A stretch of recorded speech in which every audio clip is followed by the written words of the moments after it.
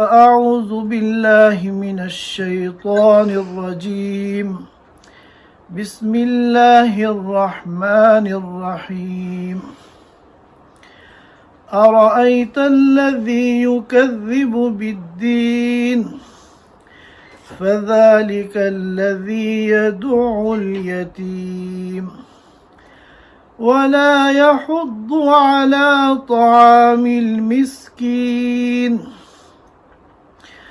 فويل للمصلين الذين هم عن صلاتهم ساهون الذين هم يراءون ويمنعون الماعون صدق اللہ العظیم۔ حضرات سامعین کرام، آج ہمارے پیش نظر سورۃ الماعون کی تفسیر ہے۔ اس سورت کے بارے میں مفسرین کرام کے درمیان اختلاف ہے۔ بعض حضرات یہ کہتے ہیں کہ یہ سورت مکیہ ہے، اور بعض حضرات کہتے ہیں کہ یہ سورت مدنیہ ہے، اور رئیس المفسرین حضرت عبداللہ ابن عباس رضی اللہ تعالی عنہما کے اس سلسلے میں دونوں قول ہیں۔ ایک قول ان کا یہ ہے کہ یہ سورت مکیہ ہے، اور دوسرا قول یہ ہے کہ یہ سورت مدنیہ ہے۔ ان دونوں قولوں میں سے راجح قول یہ ہے کہ یہ سورت مکیہ ہے۔ قرآن کریم کی اس مبارک سورت میں اللہ رب العزت نے کفار اور منافقین کا حال بیان کیا ہے۔ اس صورت میں اللہ رب العزت نے کفار اور منافقین کی بعض خرابیوں کو بیان کیا ہے، ان کی بعض گمراہیوں کو بیان کیا ہے، مگر بالواسطہ در پردہ انڈائریکٹلی مسلمانوں کو متنبہ کیا گیا ہے کہ دیکھو، گرچہ یہ کام ایسے ہیں جو کسی مسلمان کے شایان شان نہیں ہیں، یہ کام تو کفار اور منافقین کے ہیں، لیکن کہیں ایسا نہ ہو کہ بے توجہی کی وجہ سے، بے احتیاطی کی وجہ سے، غفلت کی وجہ سے تم لوگ بھی ان کاموں میں مبتلا ہو جاؤ۔ لہذا مخاطب اس صورت میں مسلمانوں کو بنایا گیا ہے، اور ان کو متنبہ کیا گیا ہے کہ دیکھو، کفار و منافقین کے بعض یہ برے اعمال ہیں، تم لوگ ان اعمال سے چوکنا رہو، کہیں ایسا نہ ہو کہ لاپرواہی میں تم بھی ان اعمال میں مبتلا ہو جاؤ۔ اگر ہم اس صورت پہ غور کریں تو آدھی صورت میں کفار کا حال بیان کیا گیا ہے۔ أَرَأَيْتَ الَّذِي يُكَذِّبُ بِالدِّينِ فَذَلِكَ الَّذِي يَدُعُّ الْيَتِيمَ وَلَا يَحُضُّ عَلَى طَعَامِ الْمِسْكِينِ، یہاں تک تو کفار کا حال ہے۔ پھر فَوَيْلٌ لِّلْمُصَلِّينَ الَّذِينَ هُمْ عَن صَلَاتِهِمْ سَاهُونَ الَّذِينَ هُمْ يُرَاءُونَ وَيَمْنَعُونَ الْمَاعُونَ، آخر تک یہ منافقین کا حال ہے۔ اس صورت کا ترجمہ ہے أَرَأَيْتَ الَّذِي يُكَذِّبُ بِالدِّينِ۔ اللہ تعالی اپنے نبی رسول اللہ صلی اللہ علیہ وسلم کو مخاطب بنا کر فرما رہے ہیں، کیا آپ نے دیکھا ہے اس شخص کو جو دین کا انکار کرتا ہے؟ یہ دین اسی معنی میں ہے جس معنی میں سورہ فاتحہ میں آیا ہے مالک یوم الدین، یعنی جو جزا اور سزا کا انکار کرتا ہے، آخرت کے دن کا انکار کرتا ہے، حساب و کتاب کا انکار کرتا ہے۔ فَذَلِكَ الَّذِي يَدُعُّ الْيَتِيمَ، चुनाचे यही वो शख्स है जो यतीम को धक्का देता है, यतीम को धुतकारता है। वला यहुद्दु अला तामिल मिस्कीन, और ख़ुद तो किसी गरीब को, फ़कीर को, मिस्कीन को क्या खिलाता, फूटे मुंह अपनी ज़बान से किसी मिस्कीन को खिलाने की तरगीब भी नहीं देता। वला यहुद्दु, और नहीं तरगीब देता है, अला तामिल मिस्कीन, मिस्कीन को खाना खिलाने की। ये तो कुफ़ार से मुताल्लिक़ है। फ़वैलुल लिल मुसल्लीन, हलाकत हो उन नमाज पढ़ने वालों के लिए, अल्लज़ीना हुम अन सलातिहिम साहून, जो अपनी नमाजों से गाफिल हैं। नमाजों का जैसा एहतिमाम करना चाहिए ऐसा एहतिमाम नहीं करते। अल्लज़ीना हुम युराऊन, अव्वलन तो नमाज में कोताही करते हैं, और अगर नमाज पढ़ते भी हैं तो दिखलावे के लिए पढ़ते हैं, अल्लाह के लिए नहीं पढ़ते। वयमनाऊनल माऊन, और ज़कात देने से इनकार करते हैं। ये इस सूरत का तर्जमा है। एक मरतबा हम तर्जमा और सुन लेते हैं।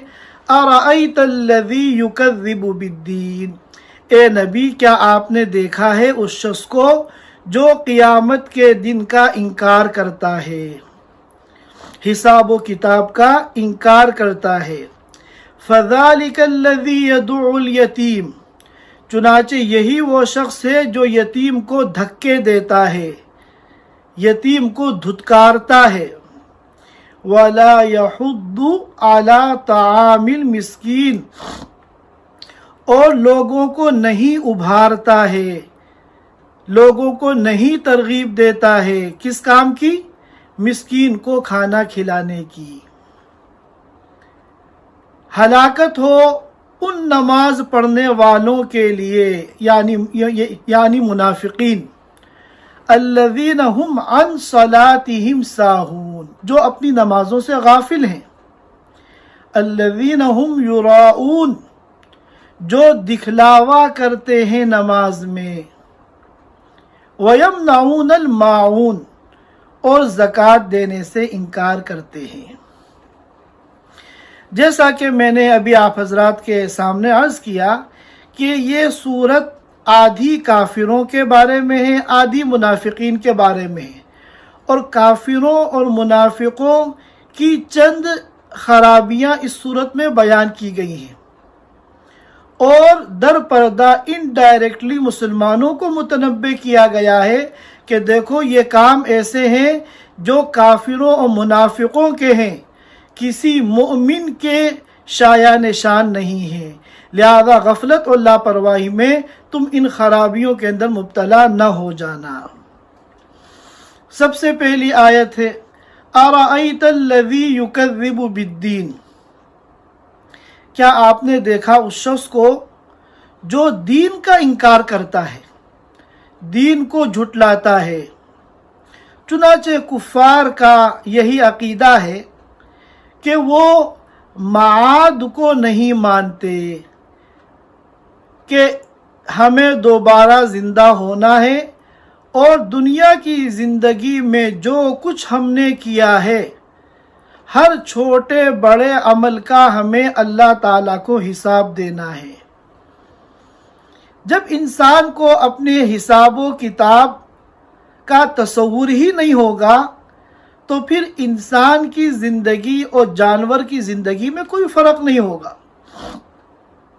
ये कुफ़ार क्या कहते हैं, इन हिया इल्ला हयातुन दुनिया नमूतु व नहया, हमारी जो ज़िंदगी है वो सिर्फ दुनिया की ज़िंदगी है। दुनिया की ज़िंदगी जब ख़त्म हो जाएगी इसके बाद कोई दूसरी ज़िंदगी शुरू होने वाली नहीं है। नमूतु व नहया, हम यहीं ज़िंदा होते हैं, पैदा होते हैं और यही मरते हैं। वमा नहनु बिमबऊसीन, और हमें दोबारा नहीं उठाया जाएगा।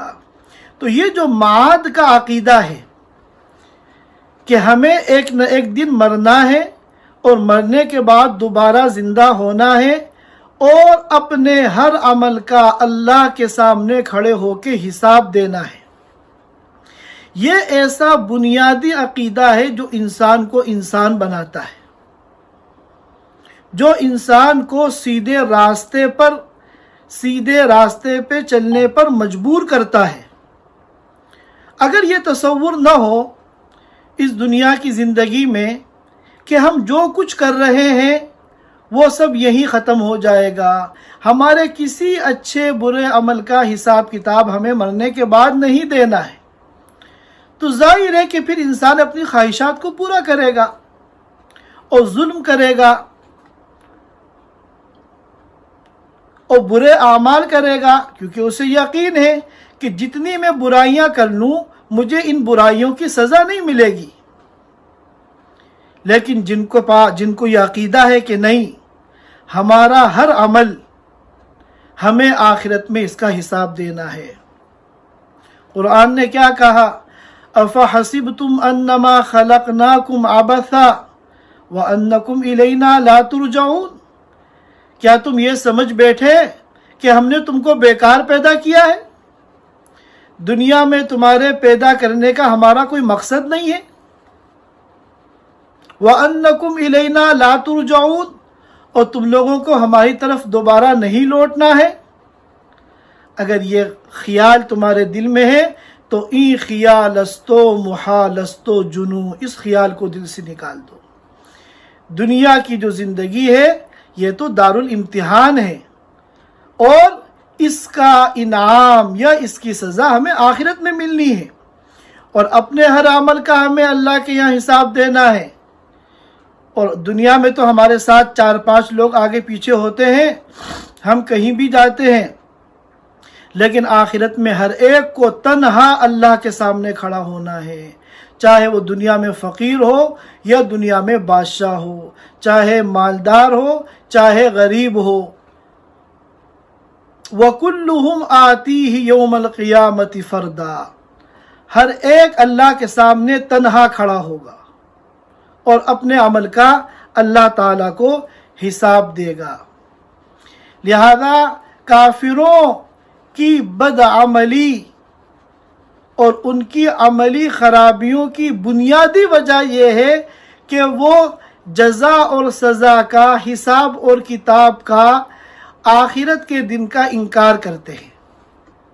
ظاہر ہے کہ جب وہ آخرت کے دن کا انکار کر رہے ہیں اور وہ یہ سمجھ رہے ہیں کہ ہم دنیا میں جو جی چاہے کریں، جیسا کہ بابر نے کہا تھا کہ بابر جتنی موج مستی اس دنیا کے اندر کرنی ہے کر لو، یہ دنیا کی زندگی پھر دوبارہ نہیں ملے گی۔ تو جب یہ سوچ ہوگی تو پھر انسان کی زندگی جو ہے وہ جانوروں سے زیادہ بدتر ہوگی۔ چنانچہ پھر فرمایا فَذَلِكَ الَّذِي يَدُعُ الْيَتِيمَ، یہ جو آخرت میں حساب و کتاب، جزا اور سزا اور انصاف کا انکار کر رہا ہے، یہی وہ شخص ہے جو یتیم کو دھکا دیتا ہے۔ ظاہر ہے کہ جب اس کو آخرت میں اپنے اعمال کے حساب و کتاب کا کوئی تصور نہیں ہے تو وہ دنیا میں اللہ کے حقوق تو کیا ادا کرے گا اور عام بندوں کے حقوق تو کیا ادا کرے گا۔ ایک ایسا انسان جو کہ کمزور ہے، بچہ ہے، چھوٹا ہے، اور جس کا باپ بھی اس دنیا سے چلا گیا، جسے ہم یتیم کہتے ہیں، وہ یتیم پر بھی ظلم کرنے سے باز نہیں آئے گا۔ کیوں؟ اس لیے کہ اس کو مرنے کے بعد کسی حساب و کتاب کا کوئی خیال اور تصور نہیں ہے، اور یہ تو اللہ کے نظام عدل سے مستبعد ہے کہ اللہ تعالیٰ انصاف قائم نہ کرے۔ دنیا میں جو ظالم ہے اور دنیا میں جو مظلوم ہے، یہ دونوں برابر کیسے ہو سکتے ہیں؟ ایک ایمان والا ہے جس نے دنیا کی زندگی ایسی گزاری کہ اپنی خواہشات کو قربان کیا، اللہ کے حقوق کو ادا کیا، اللہ کے بندوں کے حقوق کو ادا کیا اور اللہ کو راضی کرنے کی پوری زندگی کوشش کی، اور ایک وہ فاسق ہے جس نے اللہ کو بھی ناراض کیا، اللہ کے بندوں کو بھی ناراض کیا، اپنی خواہشات کو پورا کیا، دونوں برابر کیسے ہو سکتے ہیں؟ قرآن کہتا ہے افمن کان مؤمنا کمن کان فاسقا، لہذا اللہ کے انصاف کا تقاضا یہ ہے کہ فرعون کو اس کی فرعونیت کی سزا ملے، اور موسیٰ علیہ السلام کو ان کے ایمان کی، ان کے تقوی کی، ان کی قربانی کی، ان کے مجاہدے پر ان کو انعام ملے۔ اب اگر کسی کو اللہ تعالیٰ یہ حساب کتاب نہیں لیں گے، مظلوم کو انصاف نہیں دلائیں گے اور ظالم کو سزا نہیں دیں گے تو یہ اللہ تعالیٰ کے انصاف کے خلاف ہے۔ لہذا اب اگر کوئی اس کا انکار کرتا ہے تو اس کی جو دنیا کی زندگی ہے وہ جانوروں سے بھی بدتر ہے۔ اب ایک کافر جو حساب و کتاب کا انکار کرتا ہے، ظاہر ہے کہ وہ اللہ کے حقوق کیا ادا کرے گا؟ وہ تو بندوں کے حقوق بھی ادا نہیں کرے گا، اور بندوں میں بھی ایسا بندہ جو بیچارہ یتیم ہے، جو یتیم ہوتا ہے وہ بچہ ہے، کمزور ہے، اس کا باپ بھی نہیں ہے، باپ کا سایہ سر پر نہیں ہے، اس پر بھی ظلم کرنے سے وہ باز نہیں آتا۔ بعض روایتوں سے معلوم ہوتا ہے کہ وہاں کفار مکہ میں ایک واقعہ پیش آیا تھا کہ ایک کافر نے ایک یتیم کو جو ہے دھکا دے کے نکال دیا تھا، تو اس آیت کریمہ میں اس واقعے کی طرف اشارہ ہے۔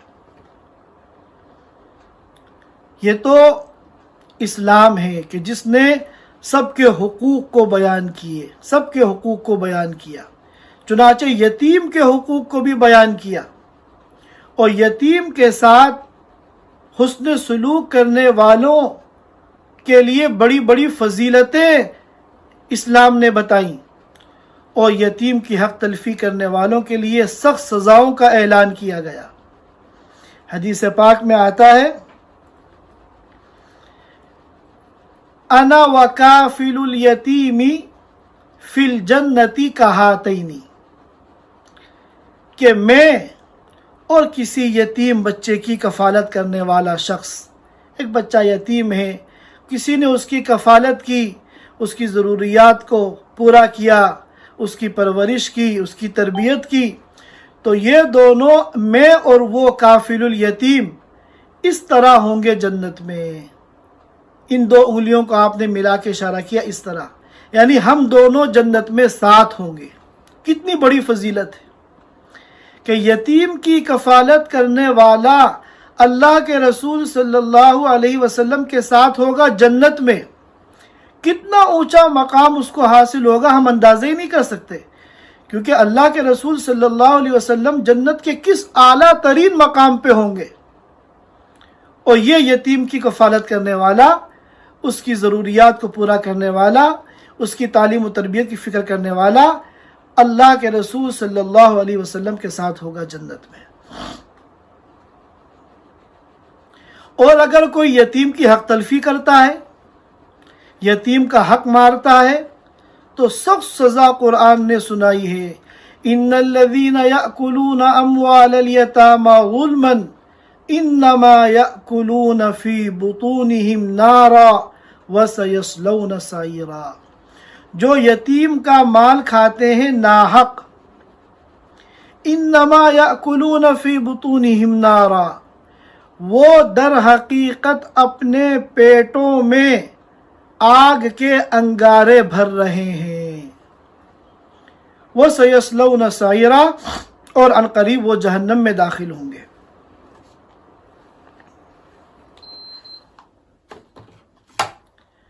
کتنی سخت وعید سنائی ہے۔ آج ہم لوگ کہتے ہیں کہ بھائی ہم تو کسی یتیم پہ ظلم نہیں کرتے، ہم کسی یتیم کا مال ناحق نہیں کھاتے، کسی یتیم کی حق تلفی نہیں کرتے، لیکن بعض صورتیں ایسی ہیں کہ ہم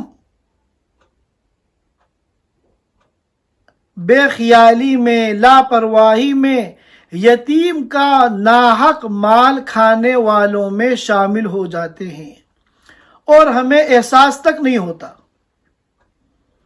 مثال کے طور پر کسی شخص کا انتقال ہوا اور اس کی اولاد میں چھوٹے بچے بھی ہیں، ظاہر ہے کہ کم عمری میں جب ان کا باپ اس دنیا سے چلا گیا تو وہ یتیم ہو گئے۔ اب اس کا جو ترکہ ہے اس میں ان یتیموں کا حق بھی ہے۔ اب ہوتا یہ ہے کہ باپ کا جو پیسہ گھر میں ہے، اب گھر میں ان کا بڑا لڑکا ہے، وہ پیسہ اس کے پاس ہے یا ان مرحوم کی اہلیہ کے پاس ہے، تو اسی پیسے سے چونکہ پہلے سے گھر کا خرچہ چلا آ رہا ہے، وہ اس کے مرنے کے بعد بھی وہ خرچہ اسی پیسے سے چلاتے رہتے ہیں اور ترکہ تقسیم نہیں کرتے۔ فوراً ترکے کو تقسیم کرنے کے بجائے وہی جو مرحوم کا ترکہ ہے اسی میں سے گھر کا خرچہ چلاتے رہتے ہیں۔ اب انتقال کے بعد لوگ آ رہے ہیں تعزیت کے لیے اور اسی میں سے ان کا اکرام کیا جا رہا ہے، کھانا پک رہا ہے، ان کی ضیافت کی جا رہی ہے، حالانکہ اس مال میں ان یتیم بچوں کا بھی حق ہے۔ نہ کھلانے والوں کے لیے جائز ہے اس میں سے کھلانا اور نہ کھانے والوں کے لیے جائز ہے اس میں سے کھانا۔ یہ جو کھانا اور کھلانا ہو رہا ہے یہ ان الذین یأکلون اموال الیتامی ظلما انما یأکلون فی بطونہم نارا میں داخل ہیں کہ جو ناحق یتیم بچوں کا مال کھاتے ہیں وہ اپنے پیٹ میں آگ کے انگارے بھرتے ہیں، وَسَيَصْلَوْنَ سَعِيرًا، اور اس عمل کی بنیاد پر قیامت کے دن وہ جہنم میں جائیں گے۔ اس مسئلے میں ہمارے یہاں بڑی کوتاہی ہے۔ دین کا تقاضا یہ ہے اور ہمارے ایمان کا تقاضا یہ ہے اور اسلامی تعلیمات کا تقاضا یہ ہے کہ جتنا جلد سے جلد ہو سکے ترکے کو مرنے کے بعد مرحوم کے ترکے کو تقسیم کیا جائے۔ جتنی تاخیر ہوگی اتنی بے احتیاطی ہوگی، حق تلفیاں ہوں گی، اور جتنی تاخیر ہوگی اتنی ہی پیچیدگیاں اور اختلافات بڑھیں گے۔ آج لوگ چاہتے ہوئے بھی مرحوم کے مرنے کے بعد اس کے ترکے کی تقسیم میں تاخیر کرتے ہیں کہ اگر تقسیم کرنے لگیں گے ترکہ تو لوگ ہمیں تانے دیں گے، لوگ طنز کریں گے، ہمارے خلاف باتیں کریں گے کہ دیکھو ابھی تو ان کے باپ کا کفن میلا بھی نہیں ہوا اور انہوں نے اس کے مال کو تقسیم کرنا شروع کر دیا۔ جو لوگ یہ باتیں کرتے ہیں یہ انتہائی نادانی کی بات ہے، یہ انتہائی ناسمجھی کی بات ہے۔ ہمارے ایمان کی حفاظت، ہمارے دین کی حفاظت، ہماری آخرت کی حفاظت اس میں ہے کہ جتنا جلد سے جلد ہو سکے ترکے کو اور میراث کو شرعی اصول کے مطابق تقسیم کیا جائے۔ انتقال ہوا، تجہیز، تکفین، تدفین سے فارغ ہوئے، چند دن تعزیت والے آئے، اب اس کے بعد جیسے ہی آپ فارغ ہوں سب سے پہلے آپ ترکے کی تقسیم کی فکر کریں اور مرحوم کے انتقال کے بعد اس کی تمام چیزوں کو سیو کر دیا جائے، اس میں سے تقسیم سے پہلے کوئی خرچہ نہ کیا جائے۔ گھر میں جو بھی بڑا ہے وہ اپنی جیب سے سارے خرچے کرے، اگر مہمان آ رہے ہیں تو اس کے پاس آ رہے ہیں، وہ اپنے مہمانوں پہ اپنی جیب سے خرچہ کرے۔ بہت سے لوگ یہ کہتے ہیں کہ ارے ہمارے آپس میں بھائیوں میں بڑی محبت ہے، بڑا ایکا ہے، لہذا اگر ہم تقسیم کرنے بیٹھیں گے تو گویا کہ یہ ایک معیوب چیز ہے۔ یہ بھی بہت بڑی غلط فہمی ہے۔ اکثر تو ایسا ہوتا ہے کہ وہ ایکا اور محبت وہ بھی بناوٹی ہوتی ہے، جب پیسوں کے معاملات آتے ہیں تو سب کے درمیان اختلافات ہوتے ہیں، اور اگر مان لیا جائے واقعتاً ان کے درمیان محبت تھی جس کی وجہ سے انہوں نے اپنے مرحوم باپ کا ترکہ تقسیم نہیں کیا، لیکن جب ان کی اولاد آتی ہے تو ان میں تو آپس میں وہ محبت نہیں ہے، پھر آپس میں لڑائی ہوتی ہے، جھگڑے ہوتے ہیں، یہاں تک کہ قتل و غارت گری کی نوبت آ جاتی ہے۔ جب معاملہ حد سے زیادہ بگڑ جاتا ہے تب مفتیوں کے پاس آتے ہیں کہ ہمارے مسئلے کا حل بتائیے۔ اب تاخیر کی وجہ سے اتنی پیچیدگیاں پیدا ہو گئیں، مرحوم کا جو مال تھا اس میں کس کس نے خرچہ کیا اور کس کس نے اس کو استعمال کیا، اس کا کوئی حساب کتاب نہیں ہوتا۔ تو جتنی تاخیر ہوتی ہے اتنی ہی پیچیدگی بڑھتی چلی جاتی ہے۔ اور اگر مرحوم کی اولاد میں کوئی بچہ ہے تو وہ تو یتیم ہے، اور یتیم کے مال کو ناحق کھانا کتنا بڑا گناہ ہے، اپنے پیٹ میں آگ کے انگارے ڈالنے کے مترادف ہے۔ لہذا ہم سب لوگ یہ سمجھتے ہیں، بہت سی صورتیں ایسی ہوتی ہیں ہم سمجھتے ہیں کہ ہم کوئی غلط کام نہیں کر رہے ہیں، لیکن حقیقت میں وہ بہت بڑا گناہ ہوتا ہے۔ لہذا اس صورت کے اندر فَذَلِكَ الَّذِي يَدْعُو الْيَتِيمَ کہہ کے یتیم کے حقوق کی طرف اشارہ فرمایا، اور پھر فرمایا کہ یہ کافر وَلَا يَحُضُّ عَلَىٰ طَعَامِ الْمِسْكِينِ۔ اب ظاہر ہے کہ غریبوں کی مدد کرنا، مسکینوں کو کھانا کھلانا، اللہ کے راستے میں خرچ کرنا، یہ سارے کام تو وہی کرے گا جس کو آخرت میں اجر و ثواب کی امید ہو۔ اور جب انہوں نے حساب و کتاب کا اور آخرت کا انکار ہی کر دیا تو اب یہ نہ تو کسی مسکین کو کھانا کھلائیں گے، یہاں تک کہ کسی دوسرے کو کھلانے کی ترغیب بھی نہیں دیں گے۔ کیوں؟ اس لیے کہ اگر ہم دوسروں سے کہیں گے کہ تم مسکین کو کھانا کھلاؤ تو کل وہ ہم سے کہہ سکتا ہے کہ تم کیوں نہیں کھلاتے، تو ہمیں بھی کھلانا پڑے گا۔ تو ایک پیسہ بھی وہ اللہ کے راستے میں اللہ کے لیے خرچ کرنا نہیں چاہیں گے۔ یہ تو حال ہے کفار کا۔ پھر منافقین کے بارے میں فرمایا فَوَيْلٌ لِّلْمُصَلِّينَ، ہلاکت ہے ان لوگوں کے لیے جو نماز تو پڑھتے ہیں۔ اب ظاہر منافق کون ہیں؟ منافق وہ ہیں کہ جن کے دل میں تو کفر ہے، شرک ہے، لیکن وہ زبان سے یہ ظاہر کرتے ہیں کہ ہم مسلمان ہیں۔ تو اپنے اسلام کو ثابت کرنے کے لیے، ظاہر کرنے کے لیے بادل ناخواستہ ان کو نمازوں میں مسجد آنا پڑتا ہے، کیونکہ اگر ہم مسجد میں نہیں آئیں گے تو سب لوگ سمجھ جائیں گے کہ یہ منافق ہے، اسی لیے مسجد میں نہیں آ رہا ہے۔ لیکن چونکہ دل میں ایمان نہیں ہے، صرف دکھلاوے کے لیے نماز پڑھ رہے ہیں، تو ان کی نماز کیسی ہوتی ہے؟ قرآن نے اس کو بیان کیا وَإِذَا قَامُوا إِلَى الصَّلَاةِ قَامُوا كُسَالَىٰ، کہ جب یہ منافق نماز میں کھڑے ہوتے ہیں تو انتہائی سستی کے عالم میں کھڑے ہوتے ہیں۔ یراؤون الناس، ان لوگوں کو دکھلانے کے لیے کھڑے ہوتے ہیں کہ بھائی ہم مسلمان ہیں، اس لیے ہم نماز پڑھنے کے لیے مسجد میں آئے ہیں۔ الذین ہم یراؤون، اور ان کی نماز صرف دکھلاوے کی ہوتی ہے۔ ظاہر ہے کہ جب دل میں ایمان نہیں ہے تو یہ نماز اللہ کے لیے نہیں پڑھتے، بلکہ یہ نماز جو پڑھتے ہیں وہ دکھلاوے کے لیے پڑھتے ہیں۔ تو یہ حال ہے منافقین کا۔ فویل للمصلین، ہلاکت ہو ان نماز پڑھنے والے منافقین کے لیے۔ الذین هم عن صلاتهم ساہون، جو اپنی نمازوں سے غافل ہیں۔ الذین هم یراؤون، جو نمازوں میں دکھلاوا کرتے ہیں۔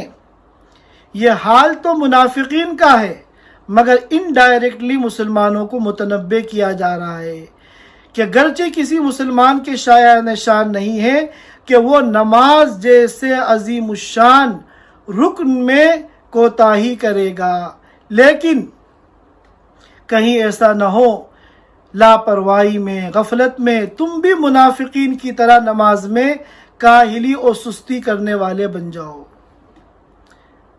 نماز میں سستی کی ایک صورت تو یہ ہے کہ آدمی نماز ہی نہیں پڑھتا، نماز کی کوئی فکر ہی نہیں ہے، اور دوسرا درجہ سستی کا یہ ہے کہ نماز تو پڑھتا ہے مگر اتنی لاپرواہی کرتا ہے کہ اکثر نماز قضا ہو جاتی ہے، اوقات کا کوئی اہتمام نہیں ہے، नमाज को वक्त पे पढ़ने का एहतिमाम नहीं है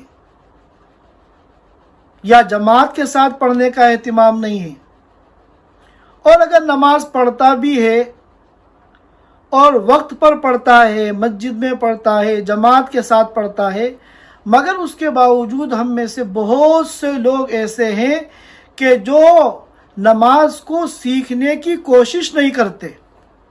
बचपन में जिस तरह नमाज याद कर ली, इसी तरह पूरी ज़िंदगी पढ़ते रहते हैं। हालांकि नमाज के मसाइल ऐसे हैं कि ज़िंदगी भर आदमी सीखता रहे तब भी ख़त्म नहीं होते। मुफ्ती आज़म पाकिस्तान मुफ्ती शफ़ी रहमतुल्लाह अलैह बहुत बड़े आलिम थे। उनकी तफसीर की किताबें हैं, फ़िक़्ह की किताबें हैं। फरमाते थे कि पूरी ज़िंदगी हमने नमाज के मसाइल को सीखा और सिखाया, नमाज के मसाइल को पढ़ा और पढ़ाया, और हमने सैकड़ों हज़ारों फतवे दिए नमाज के मुताल्लिक़। 60 साल हमने नमाज को पढ़ने, पढ़ाने, सीखने, सिखाने में गुजारे। उसके बावजूद आज भी मेरे साथ कई मरतबा ऐसा हो जाता है कि नमाज में ऐसी कोई नई सूरत हाल पैदा हो जाती है कि मुझे किताबों में देखना पड़ता है कि मेरी नमाज हुई या नहीं हुई। तो इतना बड़ा आलिम जिसने पूरी ज़िंदगी 60 साल नमाज के मसाइल में गुजारे, उसके साथ भी ऐसा हो जाता है कि उसको नमाज का मसला मालूम नहीं होता, किताबों में देखना पड़ता है। तो आज हम में से कितने ऐसे हैं कि बचपन में जो नमाज याद की थी पूरी ज़िंदगी उसी तरह पढ़ते चले आ रहे हैं और नमाज के मसाइल मालूम नहीं करते, नमाज के मसाइल में तरक्की करने की कोशिश नहीं करते। लिहाजा न जाने कितनी नमाजें उनकी फासिद होती हैं, उन्हें पता ही नहीं। उनकी इस चीज़ में दिलचस्पी नहीं है कि नमाज के मसाइल में हम तरक्की करें।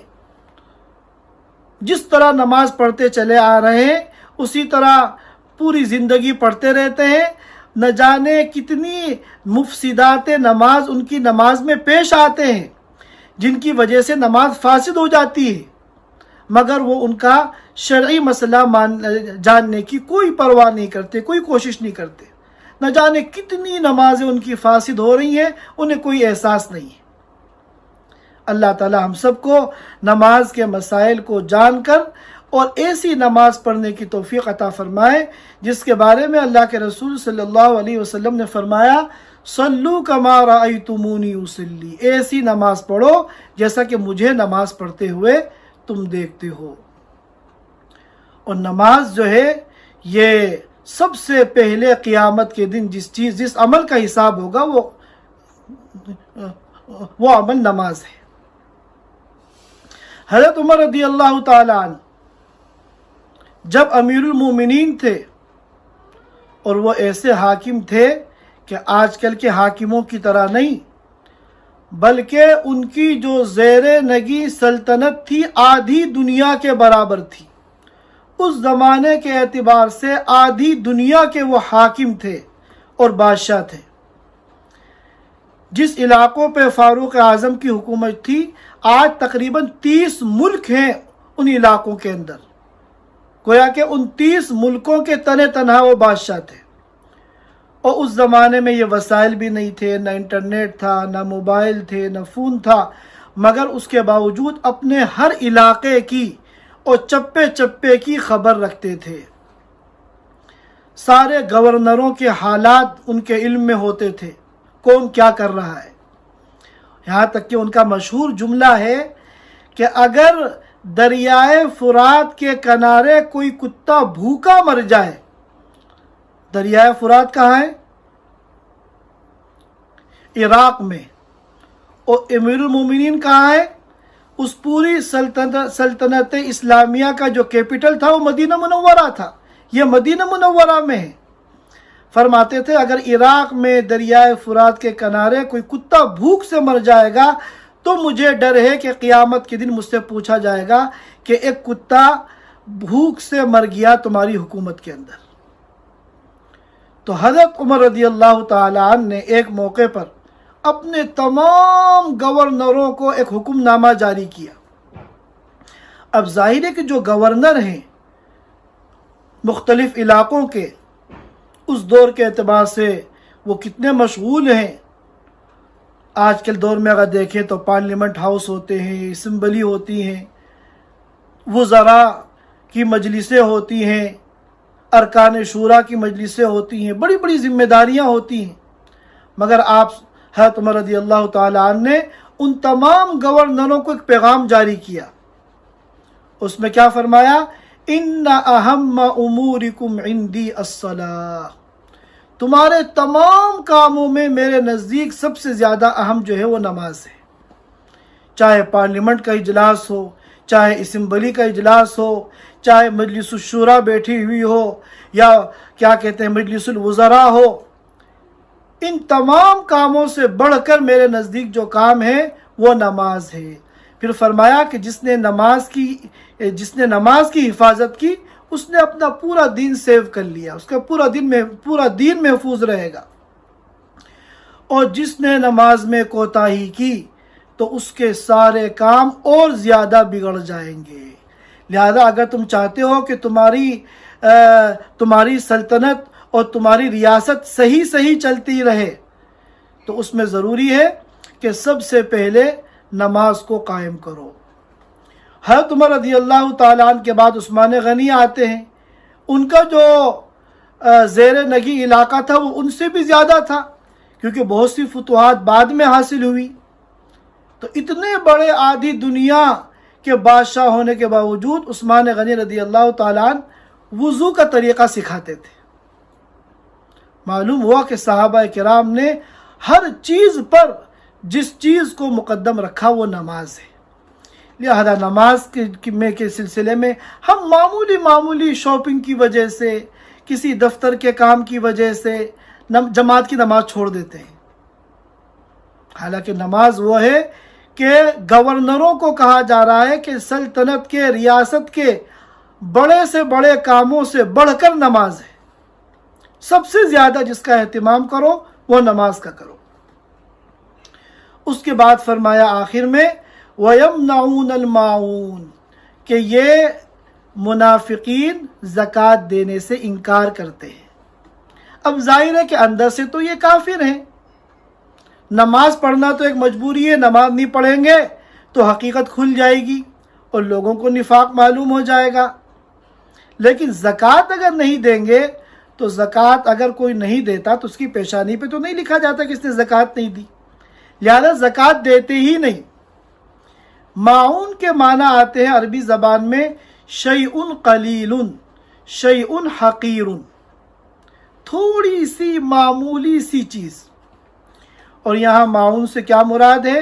اس سلسلے میں مختلف اقوال ہیں مفسرین کے۔ علامہ قرطبی رحمۃ اللہ علیہ نے 12 اقوال نقل کیے ہیں، لیکن راجح قول روایات کی روشنی میں وہ 2 ہیں۔ نمبر 1 اس سے مراد زکوٰۃ ہے، اور نمبر 2 اس سے مراد معاون سے مراد وہ استعمال کی معمولی سی حقیر سی چیزیں جو عام طور پر لوگ عاریتاً مانگتے ہیں، اور حاصل ان دونوں قول کا ایک ہے، مقصود جو ہے وہ زکوٰۃ ہے، کیونکہ جو عذاب کا اعلان ہو رہا ہے، ویلن کہا جا رہا ہے، یہ زکوٰۃ ہی کے چھوڑنے پہ کہا جا سکتا ہے، کیونکہ زکوٰۃ فرض ہے۔ اب معاون سے مراد اگر زکوٰۃ ہے تو کیوں ہے؟ اس لیے کہ زکوٰۃ بھی بہت تھوڑی سی واجب ہوتی ہے۔ معاون کے معنی شیء قلیل، تھوڑی سی چیز۔ اگر کسی کے پاس 100 ریال ہیں تو صرف 2.5 ریال زکوٰۃ واجب ہوتی ہے، تو 100 کے مقابلے میں 2.5 انتہائی معمولی ہے۔ اور معاون کے جو دوسرے معنی بعض روایتوں میں آئے ہیں کہ ایسی معمولی سی چیز جو عام طور پر عاریتاً ایک دوسرے سے استعمال کے لیے مانگ لیتے ہیں اور ضرورت پوری ہونے کے بعد واپس کر دیتے ہیں۔ جیسے عام طور پہ پڑوسیوں میں ہوتا ہے، کھانے کا کوئی برتن، مہمان آگے پکانے کے لیے برتن چاہیے تو پڑوس سے برتن مانگ کے کھانا پکانے کے بعد کھانے کے بعد دھو کے واپس کر دیتے ہیں. اور اسی طرح مثال کے طور پر صحن دھونا ہے، آپ کے پاس پائپ نہیں ہے تو پڑوسیوں سے آپ نے پائپ مانگا اور صحن دھو کے پائپ واپس کر دیا. آج کے دور میں آپ کی گاڑی کی بیٹری جو ہے وہ بیٹھ گئی، اب آپ کو چارج کرنا ہے، آپ کے پاس وائر نہیں ہے تو آپ نے دوسرے سے کہا ذرا سا اپنا وائر دے دیے، میں چند منٹ میں اس کو اسٹارٹ کر کے آپ کا وائر آپ کو واپس کر دوں گا. تو اس میں اپنا کوئی خرچہ نہیں ہوتا کیونکہ چیز تو واپس آ جاتی ہے اور دوسرے کا کام بن جاتا ہے. لہذا کنجوس سے کنجوس آدمی بھی معاون کو دینے سے انکار نہیں کرتا کیونکہ اس میں اس کا کوئی نقصان نہیں ہے. لیکن بعض خسیس الطبع ایسے ہوتے ہیں اور انتہائی درجے کے لالچی ایسے بھی ہوتے ہیں، بخیل، کہ جو ان معمولی چیزوں کو عاریتاً دینے سے بھی انکار کر دیتے ہیں. تو اس سے مراد بھی زکوٰۃ ہے کہ جو عاریتاً کوئی چیز معمولی سی دینے سے انکار کر رہا ہے تو وہ بدرج اولا زکوٰۃ کے دینے سے انکار کرے گا. لہذا یہ جو چند منافقوں کی علامتیں بیان کی گئی ہیں، در حقیقت ہم لوگوں کو متنبہ کیا جا رہا ہے انڈائریکٹلی کہ تم ان چیزوں سے بچو. ہم دیکھتے ہیں احادیث مبارکہ میں جگہ جگہ منافقین کی علامتیں بیان کی گئی ہیں. کیا مقصد؟ ایمان والوں کو متنبہ کرنا کہ دیکھو کہیں ایسا نہ ہو کہ لاپرواہی میں تم بھی یہ کام کرنے لگو، اور نفاق اعتقادی نہیں تو کم از کم نفاق عملی میں مبتلا ہو جاؤ. اللہ تعالی ہم سب کو سچا اور پکا ایمان والا بنائے، سچا اور پکا مسلمان بنائے، کفر سے اور نفاق سے ہم سب کی حفاظت فرمائے اور ان تمام اعمال سے ہم سب کی حفاظت فرمائے جو کسی ایمان والے کے شایع نشان نہیں ہیں بلکہ وہ کافروں کے اور منافقین کے اعمال ہیں. سبحان اللہ و بحمدہ، سبحانک اللہم و بحمدک، نشہد ان لا الہ الا انت، نستغفرک و نتوب الیک. Thanks for watching. Don't forget to like, comment, share and subscribe to Al Wahid channel.